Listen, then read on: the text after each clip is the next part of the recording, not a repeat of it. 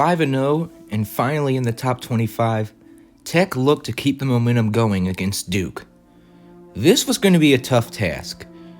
Duke is not known for having a great college football program, but under Coach David Cutcliffe, they were really good in the early to mid-2010s. The previous year, in 2013, they won 10 games and won the ACC Coastal, and they were off to a good start this year too. A severe blow was dealt when Justin Thomas got hurt early in the game.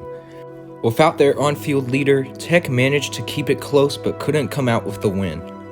It was their first loss of the season. The next game, at North Carolina, Thomas returned. He wasn't 100%, but he played solid and managed to keep Tech in the game. The problem was, Tech's defense had their worst performance of the whole season. UNC ran all over them.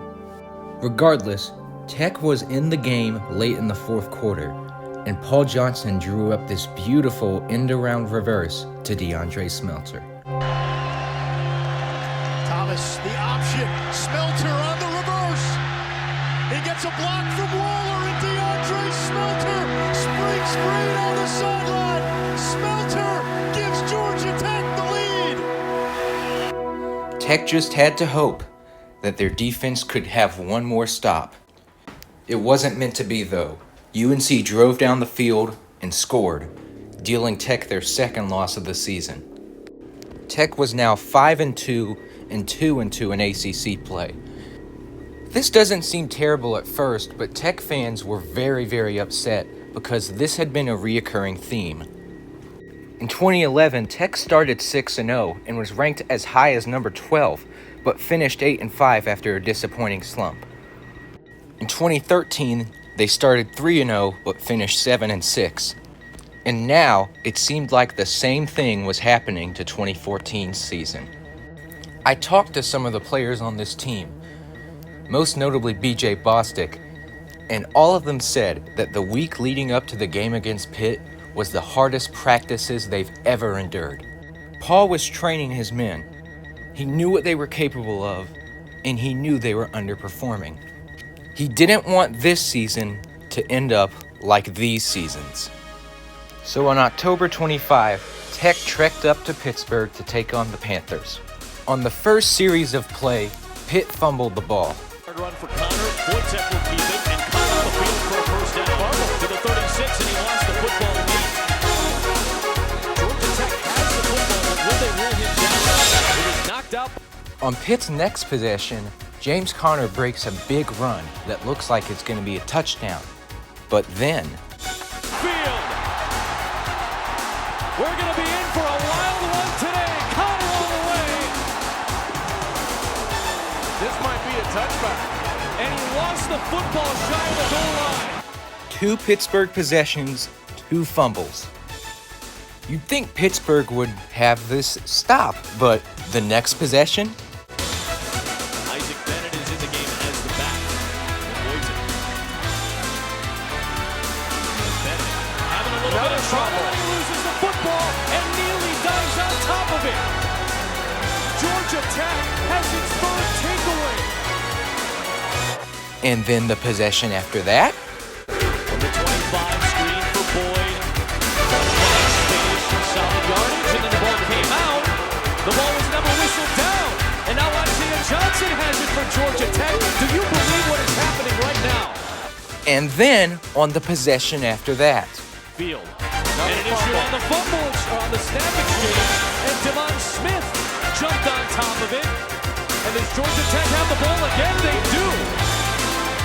That is the 5th fumble by the Panthers in the first 9 minutes plus of this game. Pittsburgh fumbled the ball on their first 5 offensive possessions. I have no idea if that has ever been done before or since.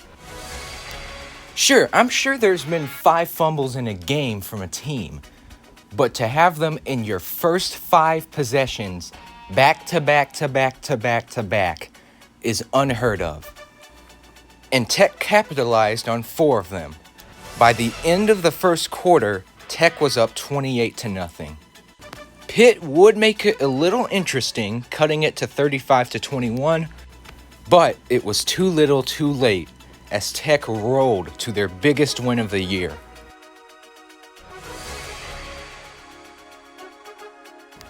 The brutal practices that Paul Johnson put his team through, added with Pittsburgh not being able to hold on to a football to save their lives, came together with a big rebound victory. This win clinched Tech bowl eligibility, but more importantly, it ended Tech's losing slide and gave them positive momentum again. Tech would start the month of November playing Virginia at home on homecoming weekend. Tech would strike first with a Deion Hill 14-yard touchdown. To play in the first quarter. Option. This is Deion Hill, and Hill motors into the end zone. The Yellow Jackets on the board first. Tech would score again later in the first quarter with a DeAndre Smelter touchdown. Thomas off play action. Looking for Smelter, makes the catch, and into the end zone. Touchdown, Georgia Tech. Virginia would respond with a touchdown of their own, but Smelter would have another touchdown reception as Tech put their lead back at 14 points. Virginia would add a field goal and Tech would go into halftime up 21-10. Two more scores from St. John Days would ice the victory, and Tech found themselves 7-2. Following this big win, Tech would re-enter the polls at number 24. Next on the chopping block was NC State. Early in the game, it was pretty back and forth. Tech scored on a run from Justin Thomas, while NC State had added 13 points of their own. But just as the first quarter ended, St. John Days broke loose. Keep his head down and work on. Here he is, straight ahead, big hole, into the second level. It's a foot race. Days inside the 10. Touchdown, Georgia Tech.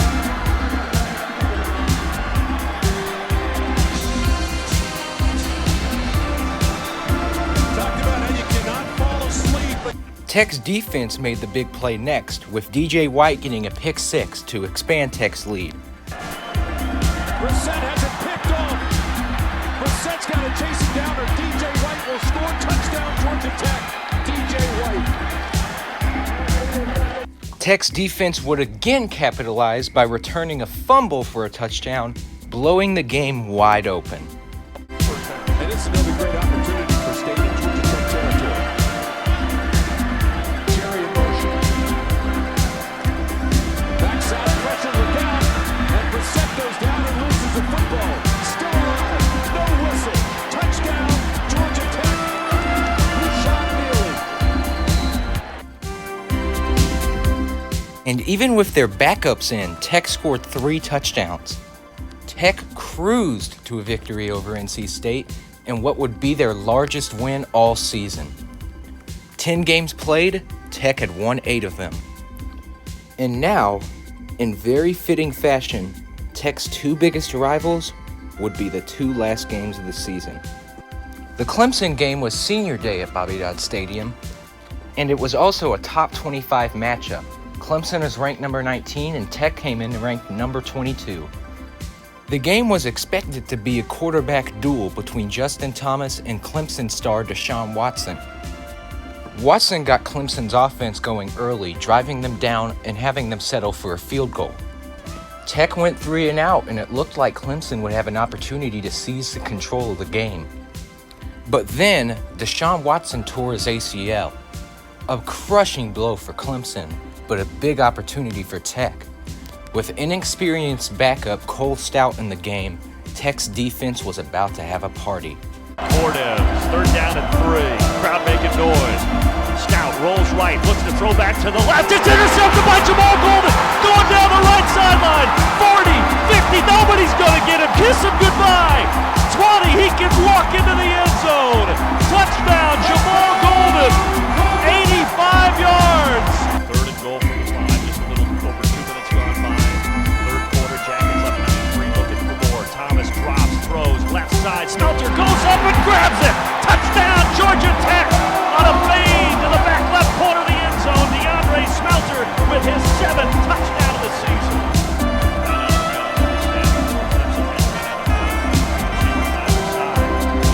Now drops, throws down the left side, and it's intercepted. Catching it and falling to the ground, DJ